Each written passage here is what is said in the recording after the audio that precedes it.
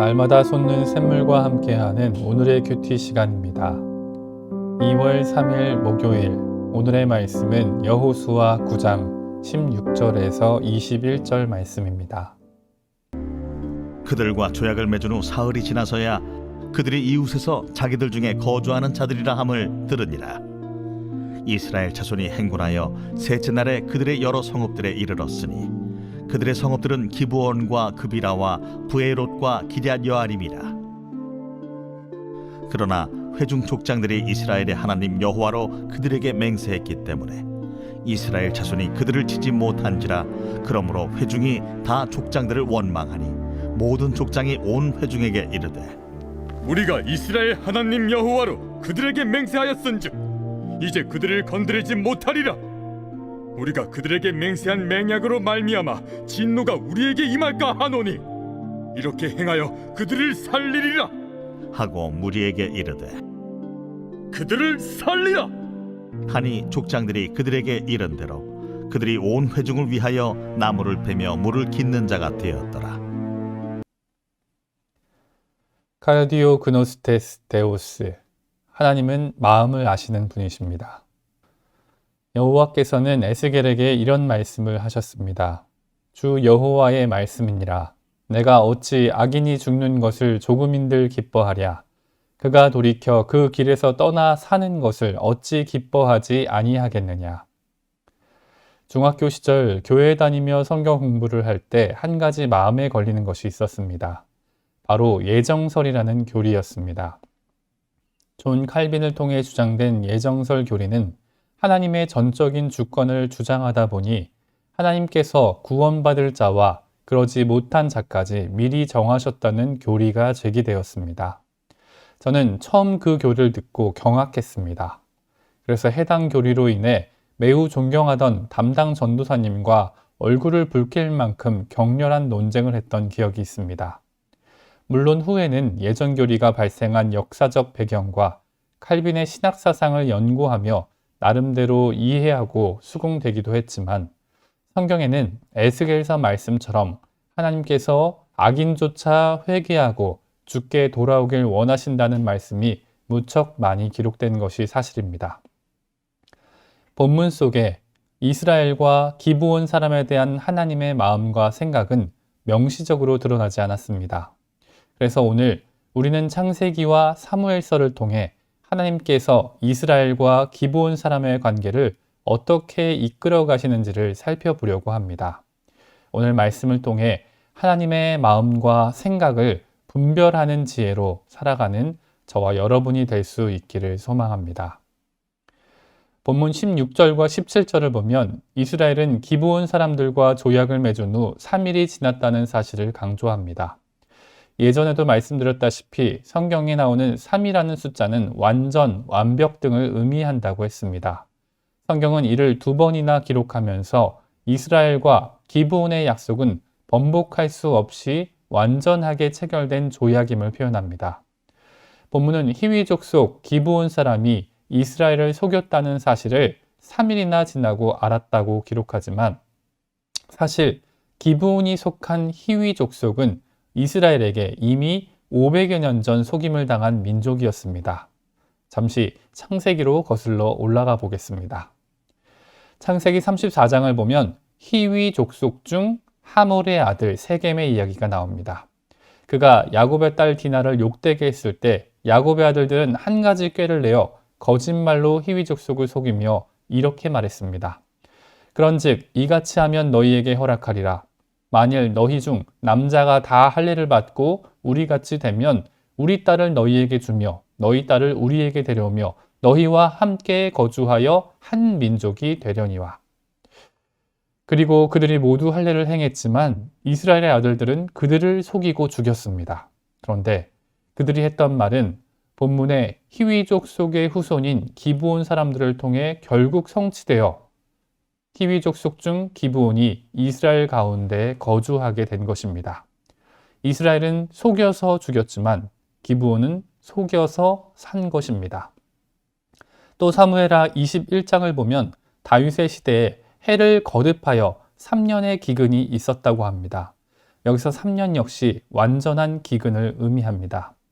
다윗이 간구했을 때 하나님께서는 그 이유가 사울이 기브온 사람을 죽인 일 때문이라고 설명하십니다. 하나님께서는 이스라엘의 아들들이 기브온 사람의 조상인 히위 족속을 속여 죽였던 것도 알고 계셨고, 기브온이 하나님을 두려워하고 경외했기에 죽음을 각오한 채 이스라엘을 속인 것도 기억하셨습니다.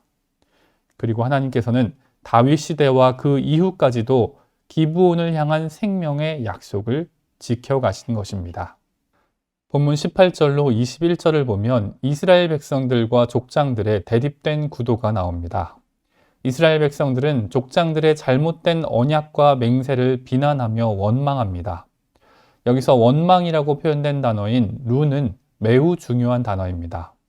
성경에서 이 단어는 투덜거리며 불평하는 것을 의미하는데, 본문인 여호수아 9장 18절을 제외하고는 모두 출애굽기와 민수기에서 사용되었습니다. 그런데 그 용례를 보면 모두 이스라엘이 모세와 아론을 대항해 불평할 때 부정적으로만 사용된 단어입니다. 즉 성경은 지금 이스라엘이 하는 원망을 부정적으로 묘사하고 있다는 것입니다. 물론 이스라엘 백성은 9장 7절에 기록된 것처럼 기브온이 처음 나타났을 때 가나안 땅에 거주하는 것을 잘 눈치챘습니다. 그리고 그들은 신명기 7장의 명령을 따라 가나안을 진멸하지 못해 안타까워하는 것처럼 보이기도 합니다. 그런데 지금 그들이 하고 있는 불평과 원망 자체는 결코 옳지 못하다는 것입니다. 본문에 명확히 표현되지 않았기에 우리는 정확히 그 이유를 알 수는 없지만, 행간을 통해 우린 저들이 하나님의 명령에 순종하는 것보다는 저들을 살육한 뒤 얻게 되는 탈취물과 가축 등에 더 큰 관심을 가졌기 때문이라고 짐작해 볼 수 있습니다.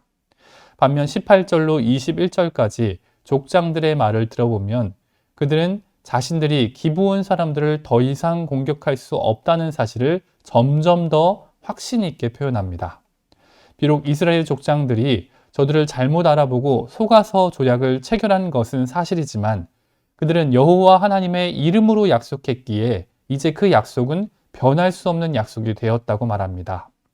그리고 이제 이스라엘의 하나님 여호와로 맹세한 약속을 어기면 자신들에게 진노가 임할 것을 두려워합니다. 그래서 그들은 18절에 그들을 치지 못한다고 하고 19절에서는 그들을 건드리지 못하리라 라고 표현하다가 점점 더 명확히 20절과 21절에는 그들을 살리리라 라고 말하고 있는 것입니다. 비록 그들은 속아서 맺은 약속이지만 그 약속에 여호와 하나님의 이름이 있기에 두려움을 느끼고 하나님 앞에서 겸비한 모습을 드러낸 것입니다. 오늘 말씀을 정리합니다. 본문 속 이스라엘과 기브온 사람에 대한 하나님의 마음과 생각이 명시적으로 드러나지 않았기에 이해하기 어려운 부분이 있는 것은 사실입니다. 그럼에도 오늘 우리는 창세기로 사무엘서까지 이어지는 역사적 사건을 통해 하나님께서 이스라엘과 기브온 사람의 관계를 어떻게 이끌어 가시는지를 살펴봅니다. 하나님께서는 이스라엘에게 속아서 목숨을 잃었던 히위 족속을 기억하셨고, 이제 그들의 후손 중 겸비한 자들이 이스라엘을 속여 목숨을 건질 수 있도록 허락하셨습니다. 그리고 우리는 이스라엘의 하나님 여호와의 이름으로 맺어진 약속으로 인해 사무엘 시대까지 기브온 족속을 지키시는 하나님의 신실하심과 자비하심을 보게 됩니다. 이스라엘 백성은 자신이 옳다고 생각한 채 족장들을 원망했지만 성령 하나님께서는 그 원망을 긍정적으로 기록하지 않으셨습니다. 다만 속아서 약속을 체결했던 어리석은 이스라엘 족장들은 여호와 하나님의 이름을 경외하는 것으로 기록되었습니다. 그렇습니다. 우리는 작은 퍼즐 한 조각을 들고 전체의 그림을 이해할 수는 없습니다. 우리가 가진 지식과 명철은 너무나 미약하기에 하나님의 신묘막측하심을 측량할 수 없기 때문입니다. 그래서 우리는 하나님 앞에 더욱 겸손해야 합니다. 더욱 겸비해야 합니다. 혹시 우리 가운데 내가 가진 작은 생각 하나, 작은 정보 하나가 세상의 전부인 것처럼 착각한 채 이웃을 판단하고 하나님을 대적하는 지체가 있진 않습니까? 나의 어리석음과 교만은 내려놓고 무엇보다 하나님의 마음과 생각을 분별하는 지혜로 살아가는 저와 여러분이 될 수 있기를 간절히 소망합니다. 함께 주님 가르쳐 주신 기도로 말씀을 마무리하고 개인적인 기도 제목과 자신이 속한 공동체를 위해서 또 한국교회와 세계 열방을 위해서 기도하길 원합니다. 하늘에 계신 우리 아버지, 아버지의 이름을 거룩하게 하시며 아버지의 나라가 오게 하시며 아버지의 뜻이 하늘에서와 같이 땅에서도 이루어지게 하소서.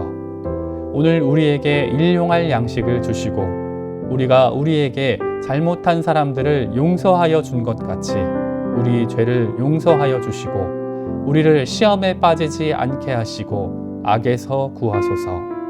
나라와 권능과 영광이 영원히 아버지의 것입니다. 아멘.